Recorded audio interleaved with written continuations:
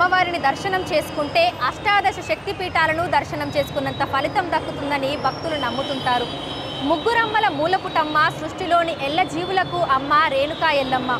కోరిన భక్తులకు కొంగు బంగారంగా నిలుస్తున్న బల్కంపేట ఎల్లమ్మ తల్లి ఆలయ విశిష్టత, చరిత్ర గురించి తెలుసుకుందాము.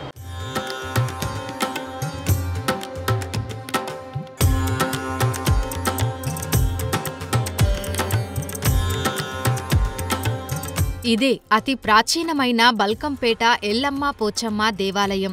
ఈ ఆలయంలోనే అమ్మవారు స్వయంభూగా వెలిసింది. బావిలో వెలిసిన బంగారు తల్లి బల్కంపేట ఎల్లమ్మ తల్లి. ఈ ఆలయానికి 600 ఏళ్ల చరిత్ర ఉంది.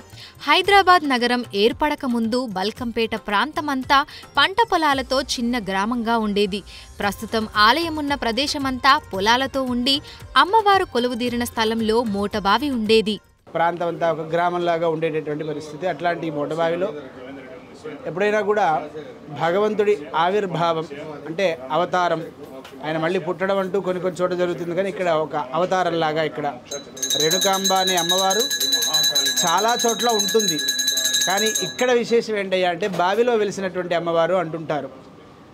ఇప్పుడు ఉదాహరణకి ఒక మనిషికి కనిపించి, కలలో కనిపించి నేను ఇక్కడ ఉన్నాను అని చెప్పారనుకోండి, ఏదో మరి కొంత ఆయనకు స్వార్థంగా ఉందేమో అనే ఒకటటువంటి సందేహం వస్తుంది.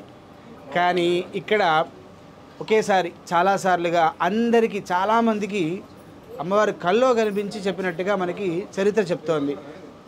ఒకరి కాదుగా నాకు వచ్చింది కలా అనే ఒక ఉద్దేశంతో వాళ్ళందరూ కూడా చర్చిస్తే, ఇక్కడ శోధిస్తే అమ్మవారి దగ్గర ఇక్కడ ఒక అమ్మవారు కనిపిస్తోంది. ఎట్లాగంటే పడుకొని ఉన్నటువంటి ఒక రూపంలో కనిపిస్తుంది అమ్మవారు. దాన్ని చూసి వాళ్ళందరూ ఆనందించి ఇక్కడ అమ్మవారిని మెల్లిగా పూజ చేయడం మొదలుపెట్టారు. ఈ ఆలయ స్థల పురాణం ప్రకారం ఓ కథ ప్రాచుర్యంలో ఉంది. ఈ బల్కంపేట ప్రాంతంలో ఒక రైతు తన పొలంలో బావిని తవ్వుతూ ఉండగా అమ్మవారి ఆకృతిలో ఉన్న బండరాయి అడ్డొచ్చిందట. భక్తితో విగ్రహాన్ని బావి గట్టుకు చేర్చాలని ఎంత ప్రయత్నించినా సాధ్యం కాలేదట. ఇక ఆ రైతు ఇది తన ఒక్కడితో అయ్యే పని కాదని ఊళ్ళోకి వెళ్లి జనాల్ని తీసుకొచ్చాడట. అయితే వారందరూ కలిసి ఎంత ప్రయత్నించినా కూడా అమ్మవారి విగ్రహాన్ని కదపడం కుదరలేదట. అయితే బావిలోనే ఉండి పూజలందుకోవాలన్నదే అమ్మవారి అభీష్టమనుకొని ఊరి ప్రజలు ఒక నిర్ణయానికి వచ్చారట. దైవ నిర్ణయానికి అనుగుణంగా శివసత్తుల సలహాతో మూల విరాట్టును బావి లోపలే ఉంచి ఒడ్డున నిలబడే పూజలు చేశారట. స్వయంగా వెలిసిన అమ్మవారికి పూజలు, హోమాలు, యాగాలు చేయడం ద్వారా మరింత శక్తివంతంగా తయారయ్యిందని వేద పండితులు తెలిపారు.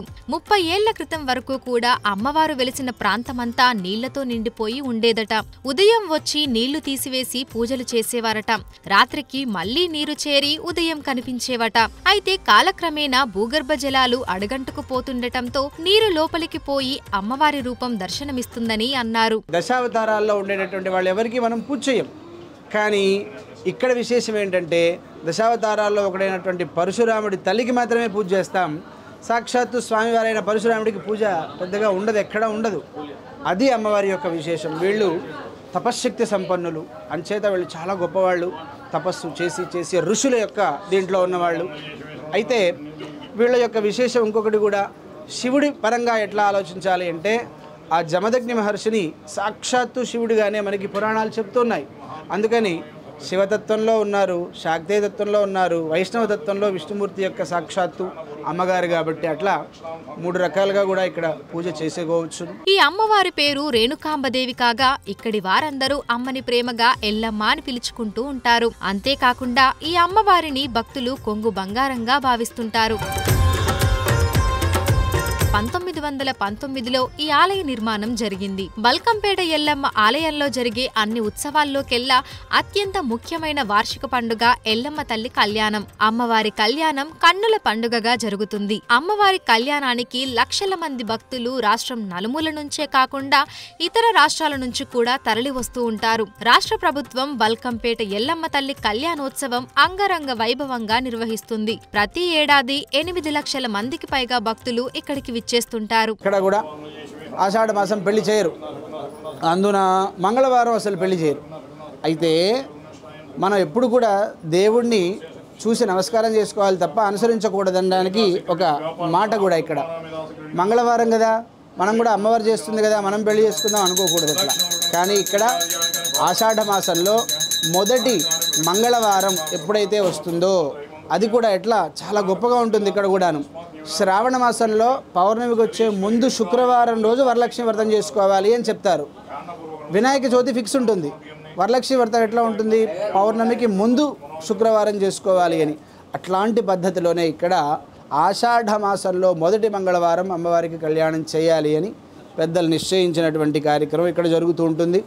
అది ఆషాఢ మాసంలో సుమారుగా జూన్ జూలైలో వస్తూ ఉంటుంది. మనకి అమ్మవారికి వార్షిక కళ్యాణోత్సవంతో పాటు దసరా నవరాత్రులు అంగరంగ వైభవంగా నిర్వహిస్తుంటారు. వీటితో పాటు ప్రతి నెల అమ్మవారి వద్ద చండీ హోమం చేస్తుంటామని వేద పండితులు తెలిపారు. తెల్లవారుజామున 5 గంటలకే అమ్మవారికి అభిషేకం, ఆర్జిత సేవలు, అమ్మవారి మూల మంత్రంతో నిత్యం ఆలయంలో హోమం నిర్వహిస్తుంటారు. అదేవిధంగా ఈ ఆలయంలో ఋగ్వేదం, యజుర్వేదం, సామవేదం, అథర్వణ వేదాల నిత్య పారాయణం, వీటితో పాటు చండీ పారాయణం జరుగుతుంటుంది. ఉదయం, మధ్యాహ్నం, సాయంత్రం వేళలో అమ్మవారికి నిత్య కైంకర్యాలు అన్నీ కూడా యథావిధిగా జరుగుతుంటాయని వేద పండితులు తెలిపారు.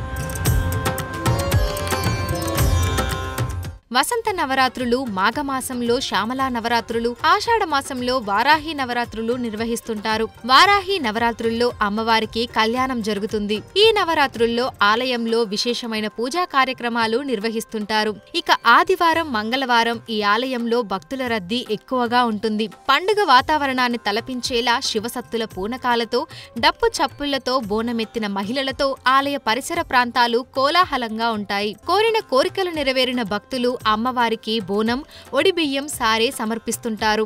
ఈ ఆలయానికి తెలంగాణ రాష్ట్రం నలుమూలల నుంచే కాకుండా దేశవ్యాప్తంగా ఎక్కడెక్కడి నుంచో భక్తులు తరలివస్తుంటారు. బొంబాయి నుంచి నీతు అంబానీ గారు కూడా వచ్చి ఇక్కడికి వచ్చినప్పుడల్లా ఇక్కడికి వచ్చి అమ్మవారి నమస్కారం చేసుకొని వెళ్తారు.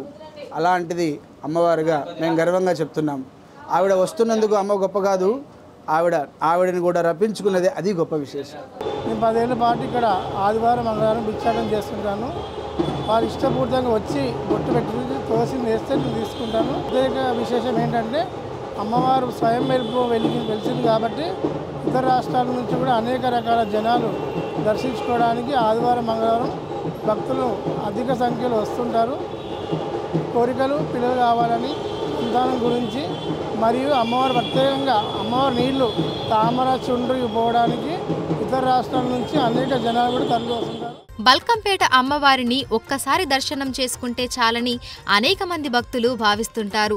ఈ అమ్మవారిని దర్శనం చేసుకుంటే కోరిన కోరికలు నెరవేరుతాయని నమ్ముతుంటారు. పెళ్లి కాని వారికి, సంతానం లేని వారికి, ఉద్యోగం లేని వారికి అవి నెరవేరుతాయని భావిస్తున్నారు. అంతేకాకుండా అనారోగ్య సమస్యలున్నవారు అమ్మవారిని దర్శనం చేసుకుని కోరుకుంటే పరిష్కారం అవుతాయని, ఆయురారోగ్యాలతో ఉంటామని భక్తులు నమ్ముతున్నారు. అలా 600 ఏళ్లుగా బల్కంపేట ఎల్లమ్మ తల్లి నమ్ముకున్న భక్తులను కాపాడుతూ వారికి కొంగు బంగారంగా నిలుస్తుంది. మంగళవారం, శుక్రవారం, ఆదివారం చాలా భక్తులు వస్తుంటారు. చాలా హ్యాపీ ఫీల్ అవుతాం. మేము మా అమ్మవారి దగ్గరకు వస్తే చాలా సంతోషంగా ఉంటాము. కళ్యాణం అప్పుడు చాలా లక్షల కొద్ది జనాలు వస్తుంటారు. 1 ఇయర్కి ఒకసారి చేస్తాము కళ్యాణము.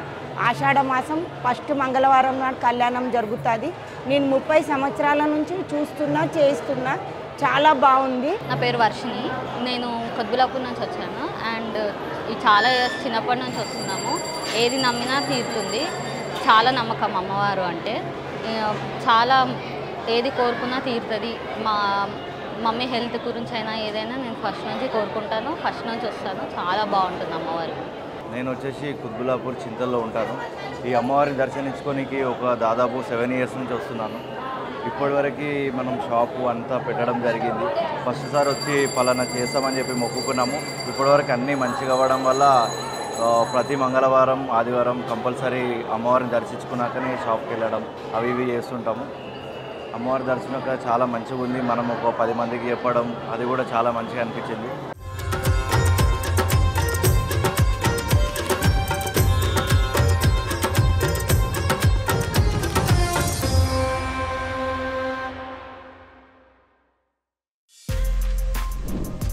For more videos like this, subscribe Big TV channel.